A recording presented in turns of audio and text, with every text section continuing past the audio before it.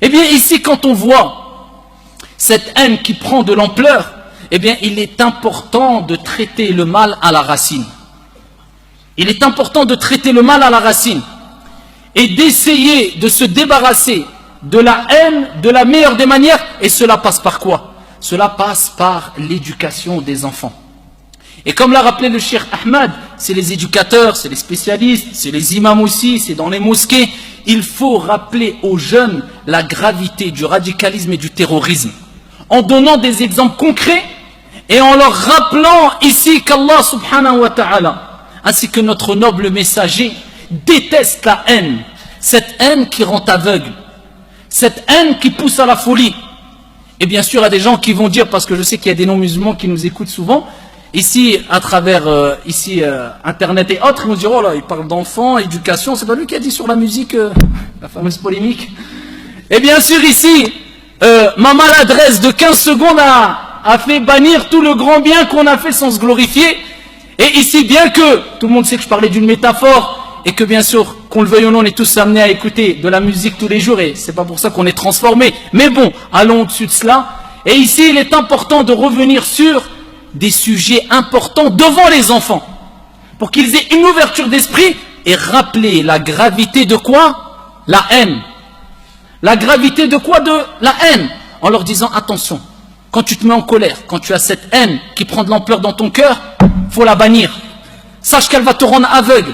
Tu dois être toujours doux, compatissant, respectueux. Mettre l'accent sur Ar-Rahman, la miséricorde. Et c'est pour ça que les plus grands des savants, eh bien, ils éduquaient leurs élèves comme eux, ils ont été éduqués pendant des années. Les premières années, sur quoi? Sur le bon comportement. Husnul khuluq. Avant de rentrer dans le fiqh, dans halal, dans Husnul khuluq. Les enfants, ils ont besoin d'un programme religieux où on parle que du bon comportement. Le respect d'autrui et autres. Respecter son voisin. Voilà comment on va expliquer aux enfants le danger du terrorisme et du radicalisme. Tu dois respecter ton voisin, celui qui est à côté de toi, le musulman, le non-musulman, en donnant des exemples concrets. À titre d'exemple, tu es à la cantine. Eh bien, à côté de toi, il y a une personne qui n'est pas de confession musulmane. Dans son assiette, il y a du porc. Comment réagis-tu? Et tu le laisses parler.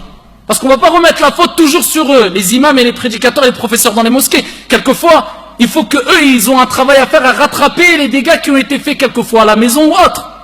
Peut-être il va te dire des choses impressionnantes, tu vas dire, attends. Lui, il mange ce qu'il veut. Toi, tu manges ce que tu veux. Ça ne t'empêche pas de t'asseoir avec lui sur la même table. Tu dois le respecter comme il te respecte. Lui, il fait Noël. Toi, tu ne fais pas Noël. C'est pas ta religion. Mais tu respectes sa religion. Et tu respectes sa fête. Et tu respectes ses convictions. Tu lui ouvres son esprit. Jusqu'à même, ici, pourquoi pas organiser des choses. T'inquiète pas, la fitra, elle est là. N'aie pas peur.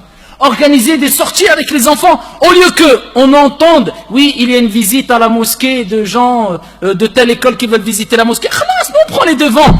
Les enfants, aujourd'hui, ce week-end, on vous a parlé de l'islam, on vous a parlé du respect des religions. Eh bien, nous, on va aller visiter une église. Vous allez voir c'est quoi.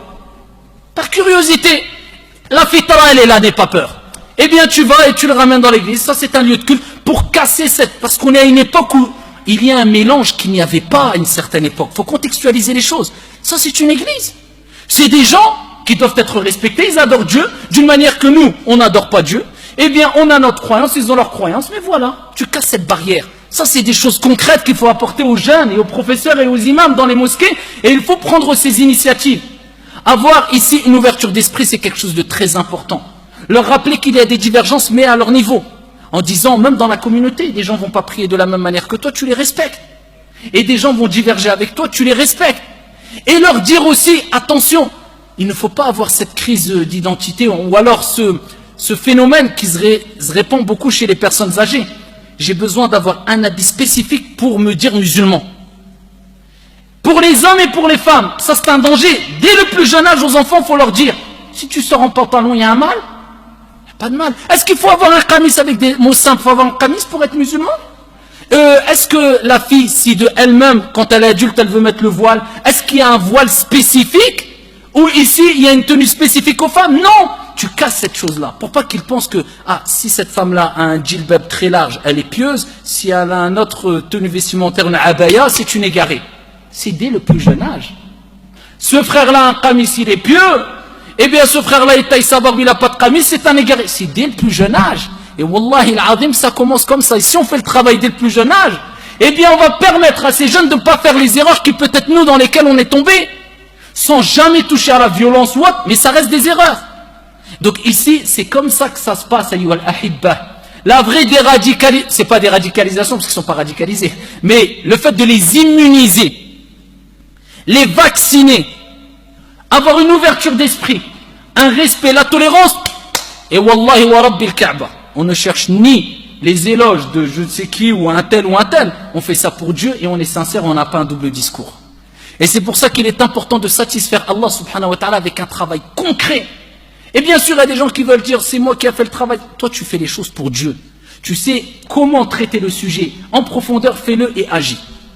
Mes chers frères et sœurs, ici, il n'y aura jamais d'unité sans qu'on ait fait un gros travail sur nous pour éradiquer la haine.